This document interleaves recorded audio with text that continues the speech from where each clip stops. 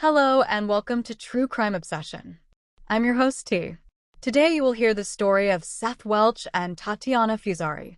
Warning: this story will contain child mistreatment/neglect. Viewer discretion is advised. Let me introduce you to Seth Welch and Tatiana Fusari. In 2011, the couple decided to buy a piece of land in the small, quaint town of Cedar Springs, Michigan, just 20 miles north of Grand Rapids. Initially, Seth intended to live a doomsday prepper lifestyle and live off the grid due to Seth being afraid of the government. However, this plan only lasted a few years before Seth realized that this wasn't going to work and that he needed to provide for his growing family. So, they decided to start a farm which they called Black Acre Farm and sell their produce at a local farmer's market. And initially this worked out great for them. Seth would mainly do the farming and Tatiana would be the one going to the market to sell the goods, making about $400 to $700 in a single day. However, over the next several years, sales would start to drop tremendously for the couple. They were lucky to bring home $50 a day. In 2018 is where the nightmare begins. The family was struggling financially.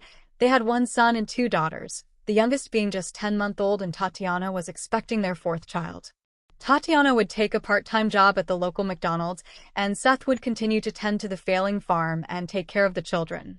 He would enlist the older children to help with daily farming duties when needed. Seth was very religious and believed that the decline of their produce business was a punishment from God for serving man and having pride in the success of his business. So Seth decided to reevaluate his life and purpose. So he took to his YouTube channel, making a video stating he would now use the farm for fellowship and a learning center for people of God to come and take courses from him. He went on to say that he believed that part of his punishment was due to him not providing education for free. The land they had where the Christian center would be was always unkept and overgrown. There was an old rickety wooden fence around the property which usually had messages painted on it and signs nailed to trees or staked in the ground with scriptures or his own religious belief. Unfortunately, his plan to use the farm for Christian courses and fellowship did not work out either. But that would soon be the least of their problems. In August of 2018, Seth called 911 from his home. He started the call by telling the dispatcher, "I don't know if this is the right place to report this to, but I'm at home and one of my children is dead." Before the dispatcher could dispatch an ambulance out, he needed a little more information. He asked Seth why he believed his child was deceased. Seth replied, "I have no idea. We just woke up and she's dead." Seth stated that he, his wife, and the children were all home when they discovered the child dead. The 911 dispatcher connected the call with the county ambulance dispatcher. They both repeatedly asked Seth why he believed the child was dead, and he continued to say he did not know. After the dispatcher stated that he would need a description from Seth, he finally said, "Why do I think she's dead? Because she's not breathing and has no heartbeat." One of the dispatchers instructed Seth to start CPR on the child. Seth replied that he was not in the same room with the child at the time. He was instructed to get close to the child. While Seth walked into the next room where his wife was with the baby, and the two dispatchers talked to each other, one letting the other know that the child had no previous medical conditions. Seth can be heard entering the room and talking to presumably his wife, as he chuckled and stated, "She's dead." Both dispatchers asked again why the couple thought the child was dead. Tatiana then got on the phone and stated, "She's cold and not breathing. I attempted CPR on her earlier and she was unresponsive." The dispatcher inquired about Tatiana's statement about her performing CPR on the child earlier. He asked how long it had been since they found the child. Seth replied about an hour and a half ago. He then stated, "I called my lawyer first thing to see what's the next thing I should do, and they said to wait until they got here to call the police. That's why it was such a long wait, but I went ahead and called anyways." The dispatcher then confirmed with Seth that he called his lawyer first, then waited to call for help. Seth continued to say that he had no idea what to do in this situation. The dispatcher continued to get more information from Seth about the situation. He asked Seth when the last time he had contact with the child. Seth stated, "Last night, yesterday afternoon about 3 p.m., she goes to bed and that was that." Seth then goes on to tell the dispatcher that his wife got up around 10 a.m. the next morning to check on the child, because as he stated, it had been way too long. After leaving 10-month-old Mary alone for 19 hours in her crib, she was discovered dead that morning. Seth then explained that it was normal for Mary to sleep that long as she was going through a growth spurt. The dispatcher asked what time she normally ate dinner. Seth stated that all the kids did not run on the same schedule.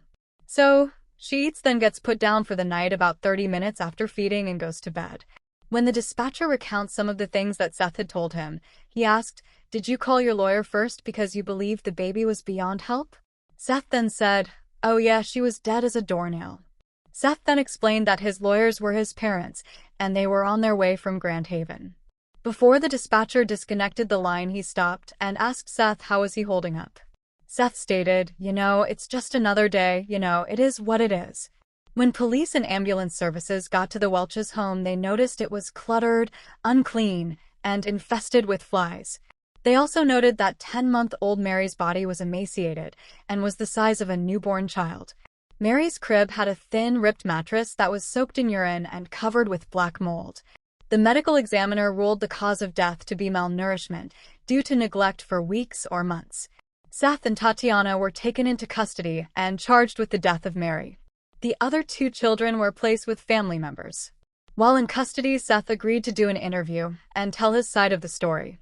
The reporter called and thanked Seth for taking the time to do the interview. Seth immediately commented that he did not appreciate what the things that the newspaper were writing about him and his family. Seth stated that the reporter should be careful about the things he reports because God will punish him for reporting negative things about Seth. The reporter asked how he was being treated in jail, and Seth replied that he is being treated well, and the conditions there are great but could be much worse. Seth then went on to say that he was being falsely accused and that he and his wife were both being charged with first-degree murder. Seth stated it is normal for their kids to sleep for 16 to 18 continuous hours when they were going through a growth spurt. He explained that before his wife would go to work, she would completely empty her breast, then put Mary to bed. When Tatiana would get home from work around 11 p.m., she would peep in on Mary.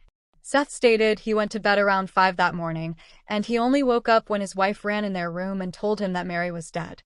Seth went on to say that if the baby was really hungry or had a wet diaper, she would have cried because that's what babies do. He said the Mary died quietly in her sleep. According to the medical examiner report, the day that Mary died, she was so dehydrated and weak that she would not have had the energy to move or cry. Seth stated that their middle daughter, who was 4 years old, was a skinny girl as well. Both girls were skinny, so Mary being the size she was nothing alarming. Seth stated that Mary was fed chicken, cheese, tomatoes, along with breast milk, and that she was getting the good stuff, and that the Lord giveth and the Lord taketh away. Due to their strong religious belief, Seth refused to take their kids to the doctor for any type of checkup or issues they may have had. Seth told the reporter that it was dangerous to take your kids to the doctor. He went on to say that they took their children to the doctor once, and the doctor recommended that they purchase a special helmet for one of the children due to the abnormal shape of the child's head. Seth went on to tell that the helmet was $500 and that he and his wife refused to buy the helmet. He then told the reporter that since he refused to buy the helmet, the doctor then forged paperwork and reported them to CPS stating that the children were malnourished. Seth stated that not once during the visit did the doctor mention to them that any of the kids were malnourished or had any problems other than the misshapen head. In January of 2020, Seth was convicted of felony murder and first-degree child mistreatment and was given a mandatory life sentence without the possibility of parole. Seth told the reporter that he was very surprised by the charges. He assumed that there would be a homicide charge since a child died in their custody, but he did not expect the child mistreatment charge, which he stated was completely false. While Seth was in custody, he became sick at some point and demanded that he be given medical care. Tatiana gave birth to the couple's 4th child while in custody. The child was taken from the family and was ordered to not have contact with any of the 2 remaining children. Initially, Tatiana pleaded guilty to second-degree murder. That came with a minimum of 25-year sentence. In May of 2020, she withdrew her plea and opted to go to trial. Tatiana's defense was that she had suffered horrifying domestic abuse and torture at the hands of her husband, Seth. The defense claimed this was physically, mentally, and emotional abuse, and was afraid to protect her child from her control-freak husband. October of 2021, Tatiana was found guilty of the murder and mistreatment of her 10-month-old daughter. She received the same sentence as her husband: life in prison without the possibility of parole. Thank you for tuning in, and let us know in the comment section what you thought of this story. If you enjoyed this and want to see more, be sure to subscribe to all of our channels. Also like the video so that it can reach more people, and share with someone who loves to listen to true crime stories. Until then, stay obsessed.